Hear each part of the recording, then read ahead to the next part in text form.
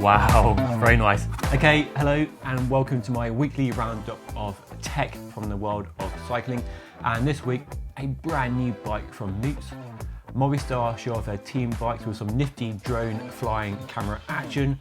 Continental finally have a tan wool GP5000 tyres. There's some new, slightly more affordable Enve carbon gravel wheels.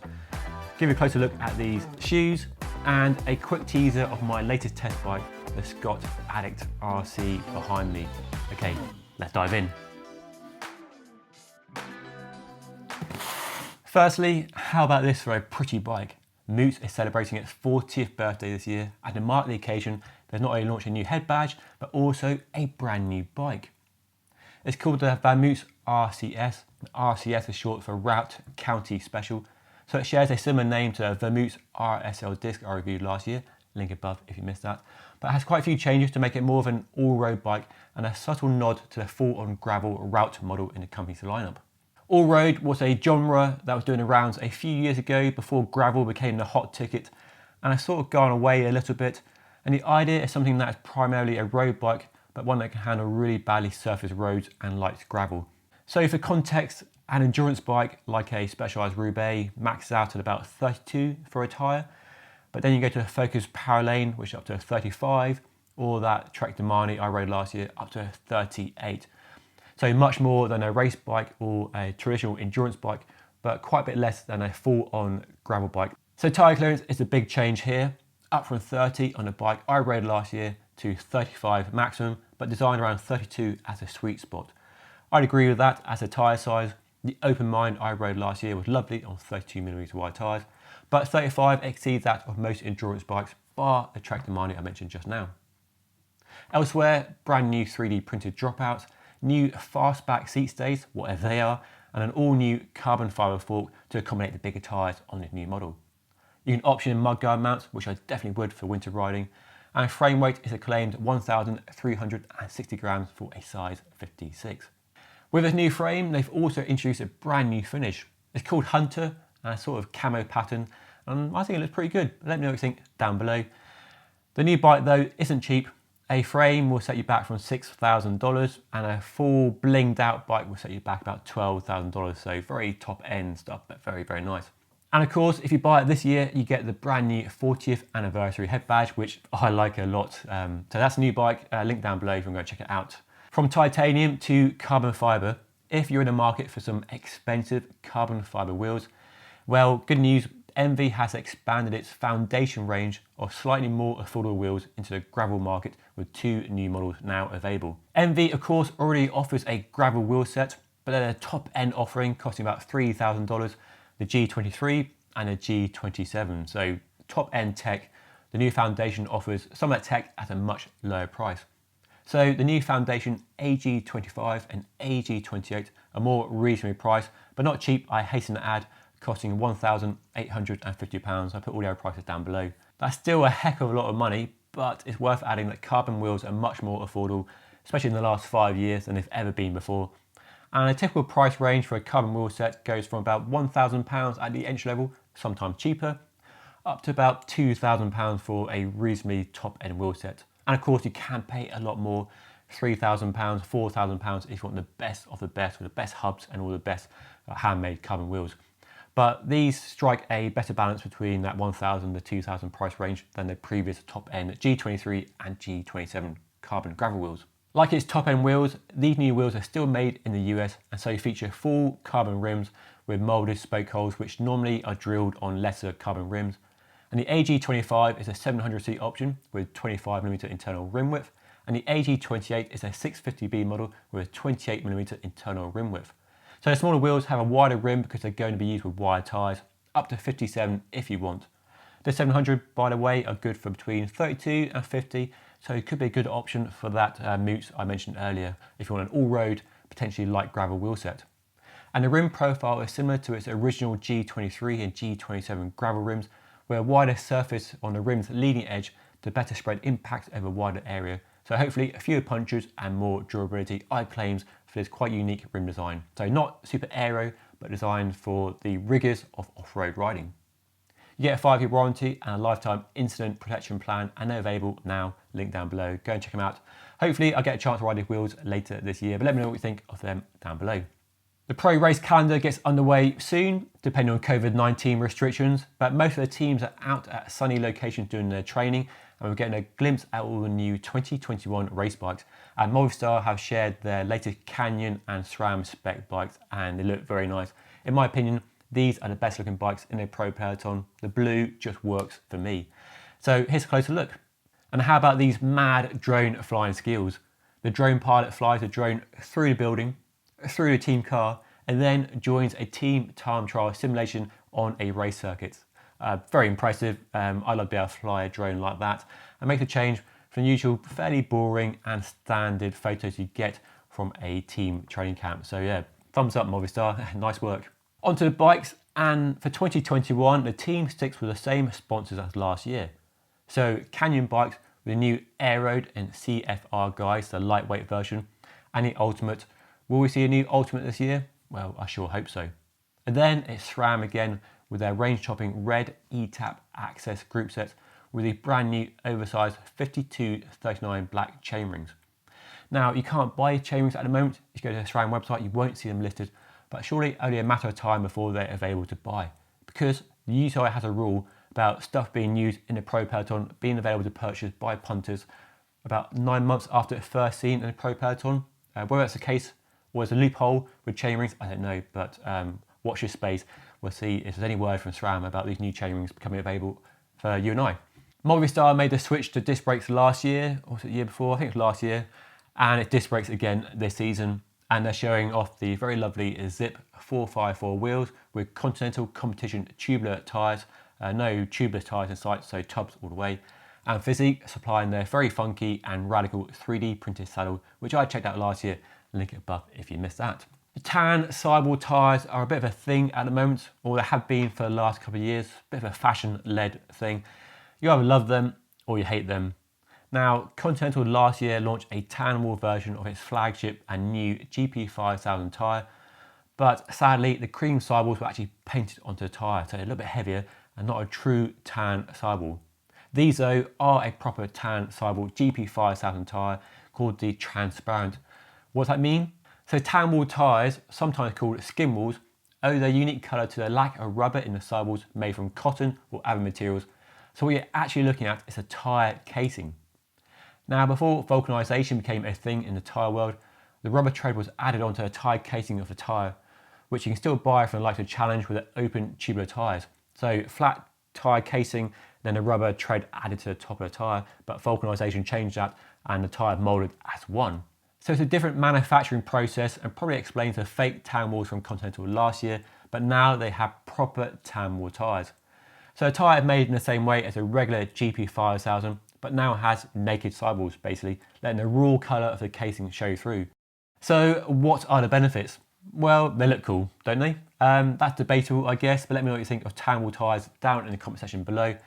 I think on the right bike, they can look really good with black rims, all black frame, and just a tan wall tyre popping. They look really good in the right photo, in the right light. But looks aside, do they ride any differently? Well, some people would say they're more supple, which can be due to a lack of rubber in the casing, but Continental Sidi tyres offer all the same benefits as a standard GP5000, the same rolling resistance and puncture protection, so I doubt there's much difference in ride quality compared to their normal all black tyres. So they're available now, £60 a tyre, so quite expensive. I'm sure it'll be discounted at some point, and it's clincher only. There's sadly no tubeless version yet, if ever, I don't know, but those are new tyres from Continental. Okay, time to open up this box that you've all been dying for me to open up. Some very shiny new shoes from Sidi. Let me open them up. Wow, look at those. Don't they look good? So these are the brand new Shot 2, an update to the company's top-end premium road race shoes. These are what you see being worn at the Tour de France by the top riders and the top teams. And yes, I've got my hands on a pair to ride. How snazzy do they look? They're off the snazzy scale. Very nice. So the original Shot was launched back in 2016 with the help of Chris Froome, and I have a pair, well, one half a pair here. So brand new shoe back in 2016, and the main talking point was they moved the dials, which are normally on the side, to the tongue, which they said made it lighter, more breathable, more aero and better comfort than any of its previous top-end shoes, and really simplified the closing mechanism. So 2 dials rather than 2 dials and a strap across the top, which they used to have on the top-end shoes, and I think they still have on the lower level shoes. So very comfy shoe, very good top-end shoe, as you expect from an Italian company, which is renowned for their high-end shoes, and they've been updated. So 2016 to 2021. Similar, but lots of differences, and these look way better. Immediate impressions are they look fantastic. They feel lighter as well. So what's new? Well, firstly, there's a brand new carbon fiber sole called the C Boost SRS. So it claims to be lighter thanks to a brand new carbon fiber layout using less material in key areas, whilst also offering better ventilation and improved power transfer. All sounds good to me. There's also bigger replacement inserts at the front and the heel, which is a nice feature which we've had on Sidis in the past. So you can see you have a screw there, you remove the heel bump. So these bits, if you're commuting especially or doing lots of walking, will wear out. And normally you can't replace them. With Sidi, you can replace them. So that's a nice detail. And they've made them bigger, so that's a nice update. They've increased the cleat adjustment. So now you put the cleats further back than before, apparently at the request from bike fitters. So if you need cleats further back towards the middle of the shoe, you can now do that compared to the previous Shot shoes here. And like before, lots of markings, nice grippy material to stop the cleats moving around. So you've got lots of markings so you can get the cleats in the prime position very easily, nice detail. And lots of ventilation on the sole as well, more ventilation than before, especially around the bottom, which you can see compared to the old version. So more ventilation on the bottom as well, so nice detail. So brand new sole is the main feature, so better power transfer, lighter, more ventilation, more adjustment, and better replacement inserts, so nice update there.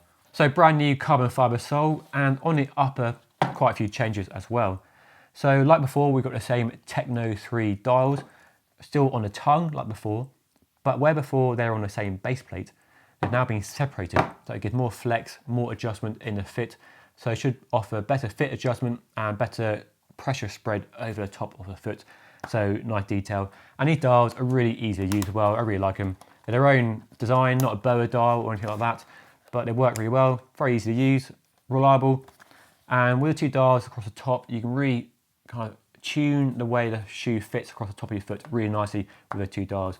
So a really nice system. Nicely updated it whilst keeping the fundamental design the same as before. The upper has been updated as well. So we've got similar vents at the front, but they've changed the vents on the side. So lots of perforated dots rather than 2 vents on the side like before.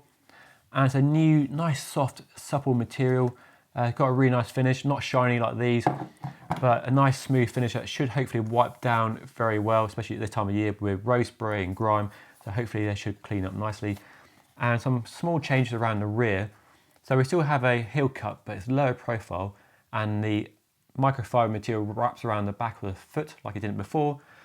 And it's got the same slightly updated retention device at the back, which cups the heel of your foot into a shoe, which you can adjust. And very neatly has a couple of reflectors built in, which looks kind of funky, like those trainers you get with lights in the back.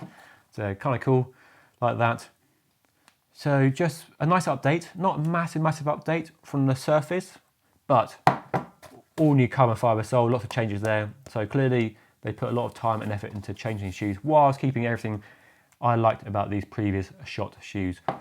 So available now, they cost £375, so not cheap, but the company's top end shoe, and Sidi have a very good reputation for high end performance shoes. Available in 3 colours. I'll put a link down below. Go and check them out. Let me know what you think down below. So I'll be using those over the coming weeks and months. Can't wait to, those a bit of a shame to take these out at the moment, so maybe some overshoes to keep them looking white, because the roads are covered in grime at the moment. It'd be a shame to get these all muddy, so maybe just indoor training for now until it dries up outside. Anyway, so very nice shoes, can't wait to try these out. And then lastly, the Scott Addict RC15 Komodo green bike behind me. Just arrived for review. You might have seen this in my video on the spats over shoes, link it above if you missed that. So just arrived for review. This model with a Shimano Ultegra Di2 group set and the company's own carbon fiber wheels costs £5,049. And this is a brand new bike. So the Addict, as you know, was updated last year, and this is a 2021 bike.